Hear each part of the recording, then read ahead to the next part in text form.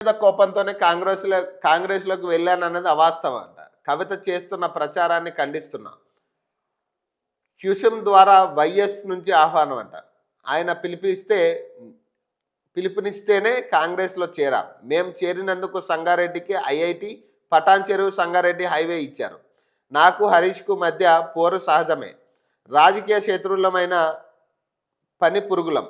సంగారెడ్డిలో నేను రాహుల్ గాంధీ సభ పెడితే హరీష్‌ను కేసీఆర్ తిట్టిండు. ఆ తర్వాత ఎన్నికల్లో హరీష్ రావు నన్ను ఓడగొట్టాలని చూసిండు. తూర్పు జగ్గారెడ్డి అంట.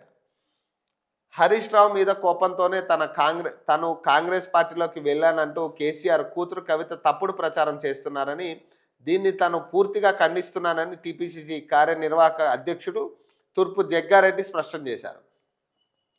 అప్పటి సీఎం వైఎస్ఆర్ ఆహ్వానం మేరకే తన భార్య నిర్మల కాంగ్రెస్లో చేరామని తెలిపారు. ఆదివారం గాంధీ భవన్లో ఏర్పాటు చేసిన మీడియా సమావేశంలో జగ్గారెడ్డి మాట్లాడారు. తను బీఆర్ఎస్ను వీడి కాంగ్రెస్లో చేరడంపై కవిత సోషల్ మీడియా తప్పుడు ప్రచారం చేస్తున్నారని చెప్పారు. తాను పార్టీ మారడానికి హరీష్ రావుకు ఏ సంబంధం లేదని అన్నారు. కవిత కేసీఆర్ కూతురు కాబట్టి లీడర్ అయ్యారని, తను వ్యక్తిగతంగా రాజకీయాల్లో ఎదిగిన వాడని గుర్తు చేశారు.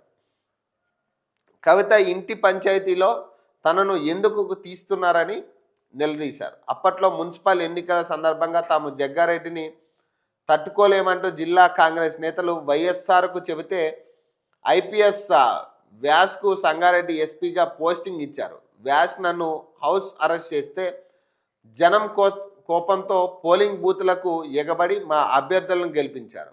అది చూసి నా రాజకీయం నచ్చి వైఎస్ఆర్ నా మిత్రుడు జెట్టి కుసుమ కుమార్తో కబురు పంపారు. కుసుమ్ కుమార్ నన్ను వైఎస్ఆర్ దగ్గరికి తీసుకెళ్లారు. కాంగ్రెస్ పార్టీలో వచ్చే సంగారెడ్డికి ఐఐటి, పటాన్ చెరువు సంగారెడ్డి 4 లైన్ల హైవే ఇస్తానని వైఎస్ఆర్ చెప్పారు.